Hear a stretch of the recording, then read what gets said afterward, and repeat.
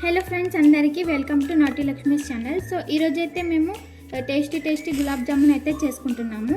So మేము గులాబ్ జామున్ ఎలా చేసుకున్నామో మీరు ఎండ్ వరకు అయితే వీడియోని చూడండి. దీనికి కావాల్సిన పదార్థాలు: ఫస్ట్ గులాబ్ జామున్ది పౌడర్, పాలు వేసుకొని కొంచెం మిక్స్ చేసుకుంటూ ఉండాలి. పిండిలా చేసుకోవాలి, పిండి చేసుకోవాలి. సో దీన్ని అయితే మనము మెల్లగా కలుపుకోవాలి, ఎక్కువ ప్రెస్ చేసుకోకూడదు. కొంచెం నెయ్యి వేసుకోవాలి, నెయ్యి వేసుకొని కలుపుకోవాలి. ఈ పిండిని అయితే కొద్దిసేపు మ్యారినేట్ చేయాలి. పాకం కోసం అయితే మేము 2½ చక్కెర అయితే వేసుకోవాలి.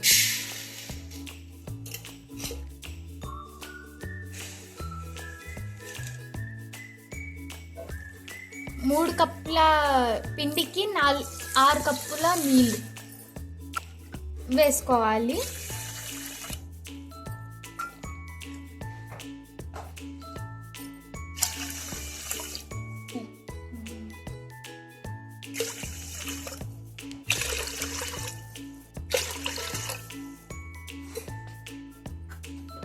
గ్యాస్లో అయితే పాకంకి అయితే పెట్టుకోవాలి.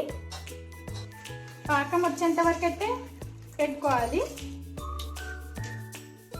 ఇప్పుడైతే మ్యారినేట్ అయిన పిండిని చిన్న చిన్న బౌల్స్ లాగా చేసుకోవాలి.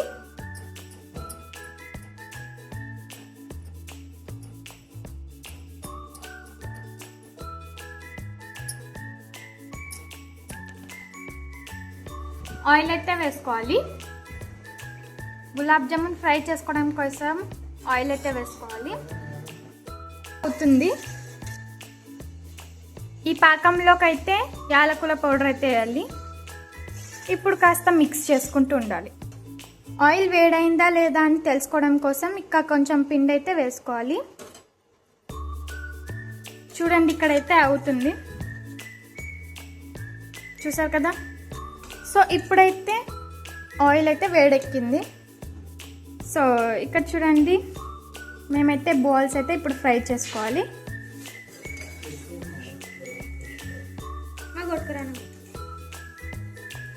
అండ్ ఇక్కడైతే గోల్డెన్ ఫ్రై అయ్యేంత వరకు అయితే ఫ్రై చేసుకోవాలి.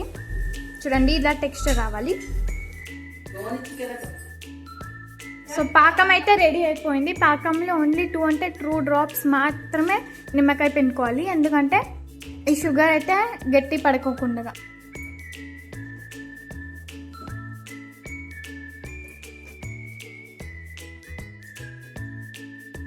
సో మన టేస్టీ గులాబ్ జామున్ అయితే రెడీ అయిపోయింది. చూసారు కదా ఎంత బాగుందో. సో ఇలాంటి మరిన్ని కుకింగ్ వీడియోస్ కోసం, అలాగే షార్ట్ వీడియోస్ కోసం సబ్స్క్రైబ్ చేసుకోండి, లైక్ చేసి షేర్ చేయండి.